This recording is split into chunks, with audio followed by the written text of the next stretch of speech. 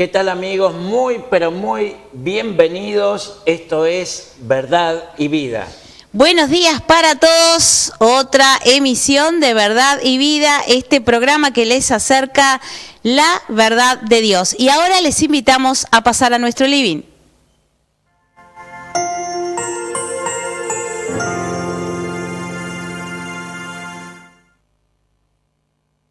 Bien, queridos amigos y hermanos, gracias por estar junto a nosotros a través de este tiempo, de este espacio. Y hoy el título de la temática es La historia del cristianismo y la reforma protestante. Es un tema muy, pero muy vasto, evidentemente.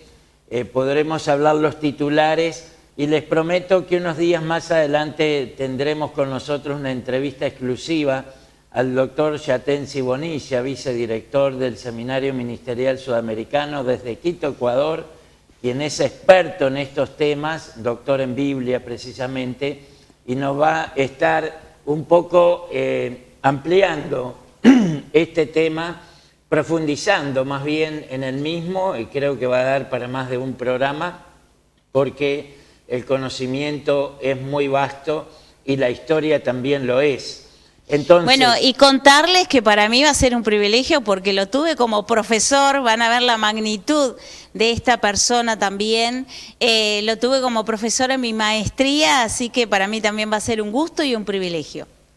Seguimos, entonces, mucha gente cree, piensa y pretendemos a través de este breve tiempo erradicar los mitos, los prejuicios, la ignorancia, la oscuridad que hay en torno a la historia del cristianismo. Mucha gente cree cosas que no son ciertas. Por ejemplo, hoy, específicamente 31 de octubre, cuando se cumplen 505 años de la Reforma Protestante, mucha gente cree que los cristianos evangélicos somos una desviación del catolicismo y no es así. El cristianismo auténtico, el cristianismo evangélico, nació 2000 años atrás y está registrado en el único libro histórico del Nuevo Testamento, libro de los Hechos de los Apóstoles.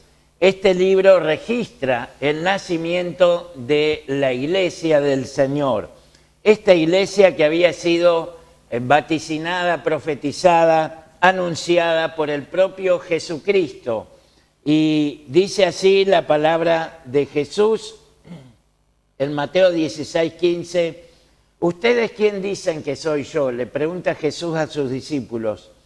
Y Simón Pedro, que siempre contestaba antes de pensar nada, le dijo: tú eres el Cristo, el Hijo del Dios viviente. A lo cual Jesús le dijo: feliz, bienaventurado, felicitaciones, Simón, hijo de Jonás, porque no te lo reveló carne ni sangre, sino mi Padre que está en los cielos. Y yo también te digo, tú eres Pedro, y sobre esta roca edificaré mi iglesia, y las puertas del Hades no prevalecerán contra ella. Y a ti te daré las llaves del reino de los cielos, y todo lo que atares en la tierra será atado en los cielos, y lo que desatares en la tierra será desatado en los cielos.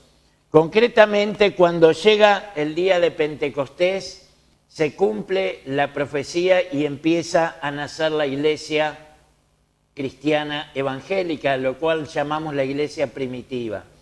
Entonces no era como la conocemos hoy, ni apostólica romana, ni una religión evangélica, sino que era un grupo de cristianos devotos, seguidores de Jesús, que continúan la misión que Jesús comenzó 3 años atrás, porque su ministerio terrenal solo duró 3 años, hasta su muerte, luego resurrección, se manifiesta por 40 días a unas 500 personas, todos discípulos de él, creyentes de él, seguidores de Jesús, y llaman a los primeros convertidos al cristianismo, cristianos propiamente, en Antioquía, cuando veían que ellos hablaban y actuaban igual que Jesús.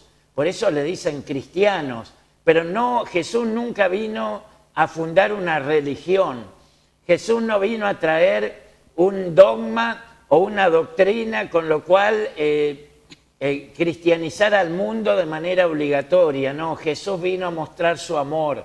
De tal manera amó Dios al mundo que envió a su único Hijo para que todo aquel que en Él cree no se pierda, sino tenga la vida eterna. Entonces, en el libro de los Hechos, reitero, en el capítulo 2, cuando llega el día de Pentecostés, desciende el Espíritu Santo y transforma la vida de esos 120 que estaban reunidos, congregados, esperando la promesa del Padre que Jesús les había dicho, les había mandatado: quédense en Jerusalén hasta que sean investidos de poder desde lo alto, el poder dunamis, dinamita en griego.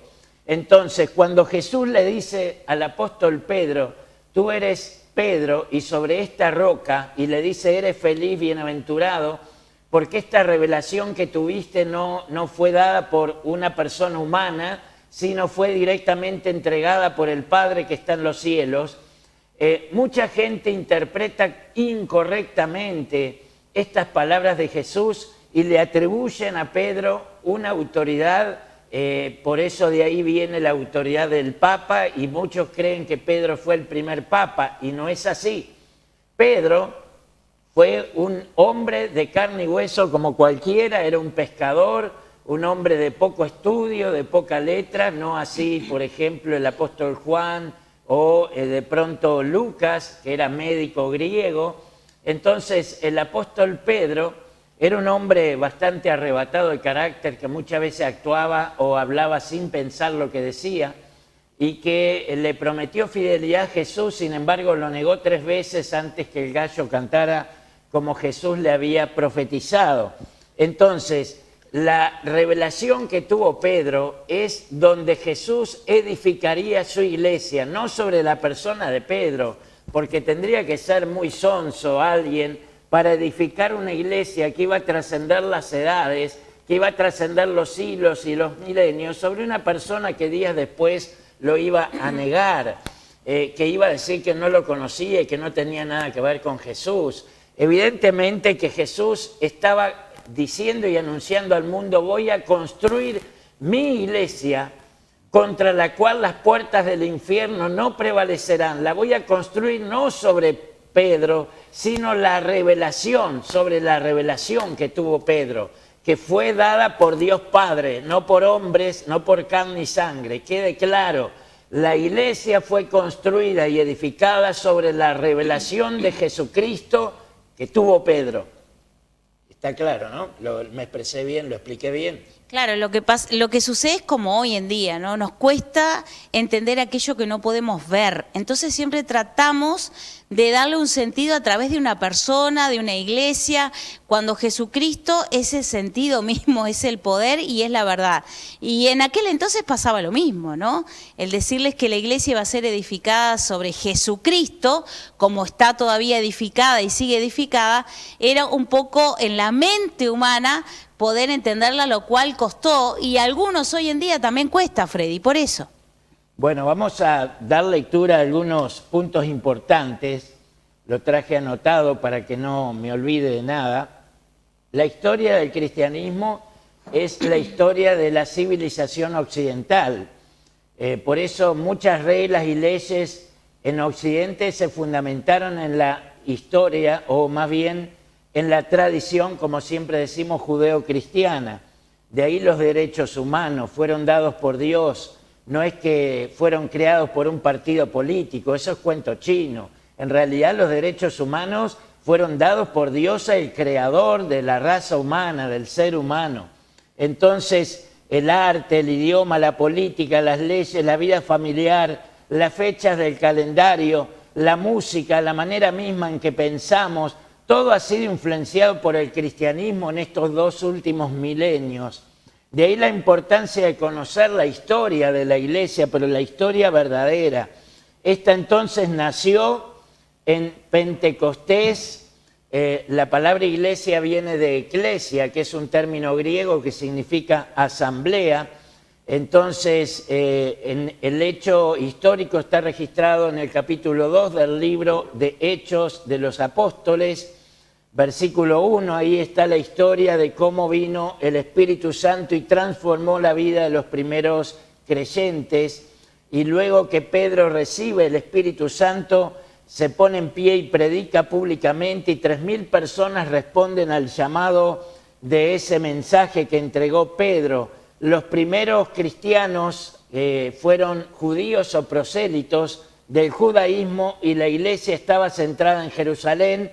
Por eso esto detonó que los consideraran una secta judía, semejante a los fariseos, saduceos u esenios. Sin embargo, lo que los apóstoles predicaban era totalmente diferente a esas sectas.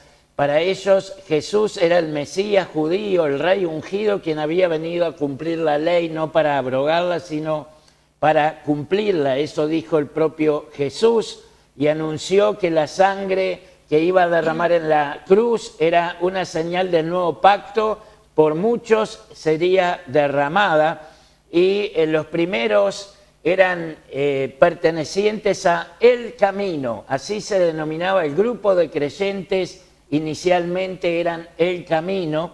Entonces Saulo, cuando era Saulo de Tarso y no el apóstol Pablo, dice que respirando amenazas y muerte contra los discípulos de Jesús, vino y pidió cartas para ir a las sinagogas de Damasco para arrestar a los primeros creyentes y traerlos y sentenciarlos a la cárcel o a muerte inclusive.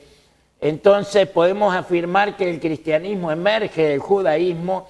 El Antiguo Testamento proporcionó el fundamento para el Nuevo y es imposible comprender plenamente el cristianismo sin conocimiento del Antiguo.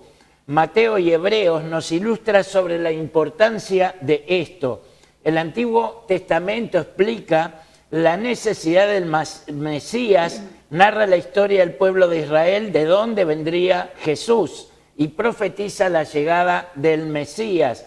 Jesús cumplió más de 300 profecías que estaban en el Antiguo Testamento. Y déjame decirte que si una de esas profecías, de esas 300, no se hubiera cumplido tal y como lo profetizó la palabra de Dios, todo hubiera sido un fraude, pero Dios no falló en nada y Jesús dijo que el cielo y la tierra pasará, pero su palabra no pasará ciertamente. Por eso acá hablamos no de una organización, no de una religión, no perdemos tiempo hablando de esas cosas, hablamos de la persona de Jesús porque Él es el camino, es la verdad y es la vida y nadie viene al Padre sino a través de Él. Él es el único mediador entre Dios y los hombres. ¿Cómo creció entonces la iglesia primitiva luego de Pentecostés?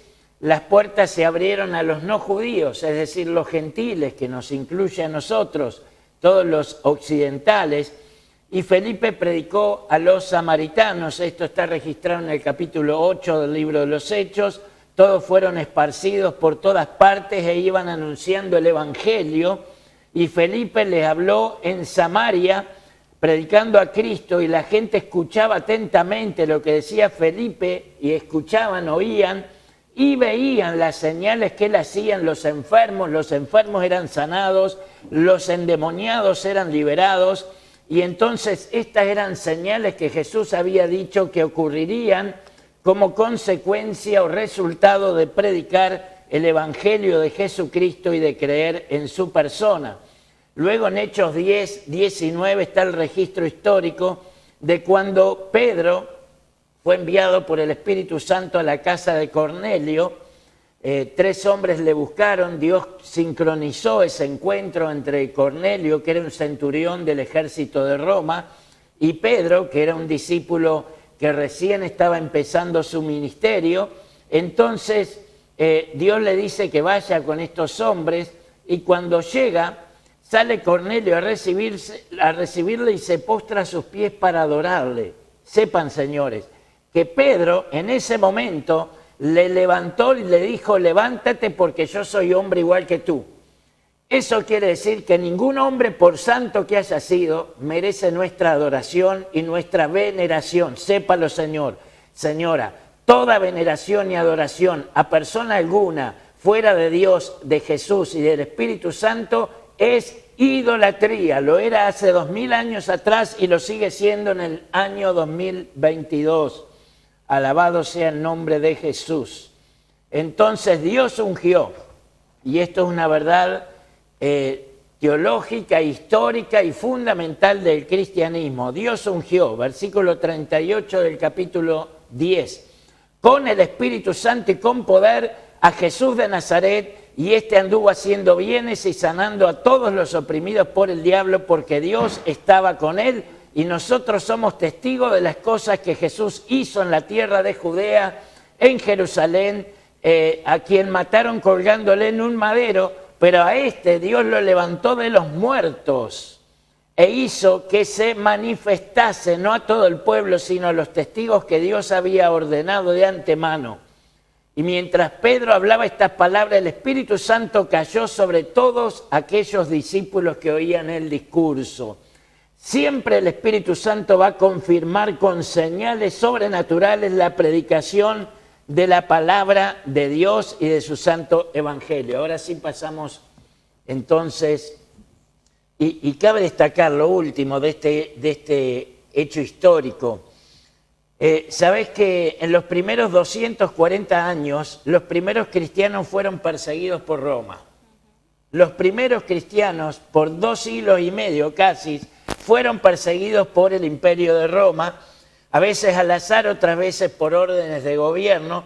En los siglos 2 y 3 el liderazgo de la Iglesia se volvió más jerárquico, llegó a emperadores y luego fue impuesto el cristianismo como la religión oficial del Imperio de Roma. Bueno, pero también cabe destacar que hoy en día esa Iglesia de Jesucristo que estamos dándole la gloria a Él, aún sigue perseguida y atacada. Miren, usted infórmese, pero no sale en los noticieros los miles de personas que siguen a Jesús y son torturadas y dadas muertas en el mundo.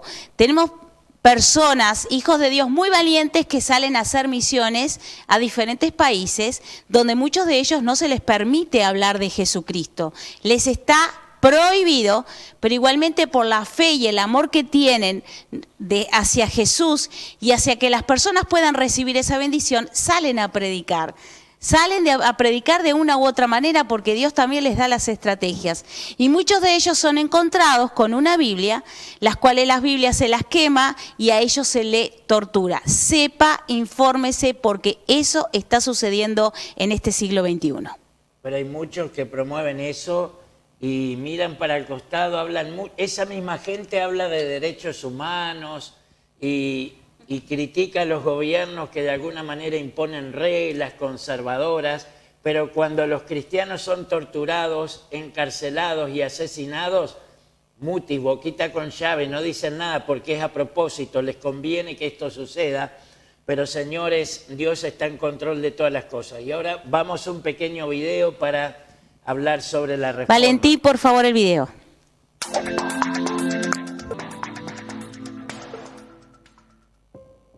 Hace 500 años, un monje alemán llamado Martín Lutero inició una protesta que resultó en un movimiento mundial. En ese entonces, Europa vivía bajo la sombra de la Iglesia Católica Romana y era más un imperio que una iglesia. Coronaba y despojaba reyes y usaba su poder para mantener a las personas en la oscuridad de la superstición. Eso nos suena un tanto extraño, pero en cierto modo, los días de Lutero se parecían a los nuestros. Al igual que hoy, todos tenían una opinión acerca de la Biblia, a pesar de que nadie realmente la había leído. Como muchos de nosotros, ellos confiaban en líderes de opinión y las tendencias de sus días, que les decían lo que estaba en la Biblia y si debían creerlo o no. Lutero era una de las pocas personas que leían la Biblia, y lo que encontró fue explosivo. A pesar de que era un monje, Lutero odiaba al Dios de la Biblia. Pero cuando la estudió, el mundo a su alrededor comenzó a tener sentido. Dios cobraba sentido. La importancia de Jesús se fue haciendo evidente. Descubrió la respuesta a su pregunta más profunda. ¿Cómo puede vencerse la maldad? De forma más precisa, ¿cómo podía lidiar con su maldad, con su propio pecado? Lutero descubrió que no podía hacer nada para solucionar el problema por sí mismo. Tenía que confiar solamente en la obra completa de Jesús. Lutero había descubierto una verdad central. Esto cambió su vida y cambió al mundo. La Reforma Protestante tenía que ver con dos asuntos: establecer quién podía determinar lo que es verdad y reconciliar lo que somos con lo que Dios es. Reconocía que la palabra de Dios es la autoridad final en este mundo y que la vida perfecta y la muerte sacrificial de Cristo son la única respuesta al mal y el único fundamento sobre el cual los pecadores pueden estar delante de un Dios santo. La Reforma Protestante es una historia de transformación, una transformación del odio al amor, de la esclavitud a la libertad y de la fe ciega al descubrimiento glorioso de la verdad en Cristo Jesús. Bien, y después de esto, que más o menos da una introducción a la Reforma Protestante, vamos a hacer un poco de recuento de la historia. El Papa León X en el siglo XV promovió ventas de indulgencias, y vamos a aclarar que estas indulgencias era un invento, por supuesto. Esto no está escrito en la Biblia. Era un invento, bueno, de aquella iglesia en aquel entonces, en donde se vendía el perdón de los pecados. O sea que si la persona podía poner más plata, bueno, más pecados se le perdonaría. Mire las cosas que hacen los hombres para los bienes de sí mismos. Entonces, estas indulgencias eran vendidas para el proyecto de construcción de la Basílica de San Pedro. Bueno, menos mal que no todos, como decimos ahora, nos comemos la pastilla, y provocó descontento de Martín Lutero. En 1517 es así que Lutero clava un escrito con 95 tesis en las que criticaba al Papa y cuestionaba la venta de las famosas indulgencias. Lutero no solo negaba que el Papa era el representante de Dios en la tierra, sino decía que los seres humanos debían comunicarse con Dios sin intermediación sacerdotal, o sea, en forma directa. Cualquier creyente era capaz de acceder a la verdad a través de interpretación de la Biblia. En 1520 el Papa excomulgó, imagínate, ¿no? Con todo esto que Martín Lutero es como que, bueno, tiró la bomba, ¿no? Ante esto, obviamente, levantó la ira, y entonces es que el Papa excomulga y también declara hereje a Lutero. Sin embargo, siempre hay un pero, ¿no? Varios príncipes y nobles comenzaron a apoyar a Martín Lutero, motivados por cuestiones religiosas y por quedarse en sus tierras con los bienes de la iglesia. Así es que en 1521, ante la exigencia del emperador Carlos V, Martín Lutero se retratase de algunos príncipes, asilaron a Lutero y este tradujo la Biblia del alemán. De modo que cualquiera que supiera leer la entendería sin la mediación de la Iglesia. Estos príncipes luteranos y protestantes, en contra de un edicto en el que Carlos V quería excomulgar a Lutero, y le pone el nombre a todo este grupo hacia Lutero y a sus seguidores como los protestantes. Y ahí surge entonces la Iglesia protestante. Freddy, qué importante esto, ¿eh? Es un hecho histórico, por eso hoy es relevante que usted, si no lo sabía, lo pueda entender. La introducción a la historia de la Iglesia cristiana la dimos al comienzo de este espacio para que quede claro que la verdadera Iglesia no nació hace 5 siglos, sino hace 2000. Y que cuando nació, reitero, no era ni católica ni evangélica tal y como la conocemos hoy. Entonces, a través del tiempo, a partir de los 312 años después de Cristo, es que se empieza a desvirtuar toda la práctica cristiana que había nacido en el libro de los Hechos, reitero. Se empiezan a imponer reglas de hombres a imponer intereses, motivaciones egoístas, humanas y totalmente fuera del cristianismo auténtico de la palabra emergente, de la palabra de Dios. Entonces fue necesaria una reforma porque se habían desviado de la verdad de Dios, la gracia de Dios. Por eso Martín Lutero escribe las 5 solas en latín, que significan los 5 puntos fundamentales solos o solamente. Son puntos teológicos fundamentales en los cuales se apoya la doctrina y la fe cristiana hasta el día de hoy y que son puntos inamovibles, son columnas de la fe cristiana auténtica. La primera de ellas es solo escritura. La palabra de Dios es la máxima autoridad. Nosotros creemos que la palabra de Dios es la autoridad máxima. Los 66 libros que conforman el canon de las Escrituras, o sea, que fue revelada, entendemos, creemos y sabemos que fue revelada por Dios porque ella se manifiesta y se corrobora por sí sola. Tiene poder la palabra de Dios en sí misma, independientemente de quién la predique, la palabra tiene poder. El otro día escuchaba el testimonio de un preso que decía que usaban las hojas de la Biblia para armar cigarros de marihuana, cortaban las hojas y armaban cigarros de marihuana, pero dice que en un momento vio una hoja donde decía un texto bíblico que eso le llamó la atención y a partir de ahí el Espíritu Santo obró en su vida y hoy es un predicador de la palabra de Dios. Eso solo lo hace el Espíritu Santo en interacción con la palabra de Dios que tiene poder sobrenatural en sí misma. Lo otro es solo fe. Somos salvos por fe, no por obras. Si fuera por obras, los que tienen plata serían los únicos que podrían hacer algo por los demás. Pero sin embargo, muchas veces son los que menos hacen. O los que tienen poder político, que muestran las obras, las construcciones, las rutas, los puentes, los edificios públicos que construyen, con la plata de todos, por supuesto. ¿Qué mérito hay? Simplemente ejecutó y ordenó una construcción, pero con la plata de todos nosotros. Evidentemente que no hay mérito en eso, pero sí puede haber un poco de visión, pero nada más. Entonces, la fe es lo que provoca la salvación del hombre y mujer pecador.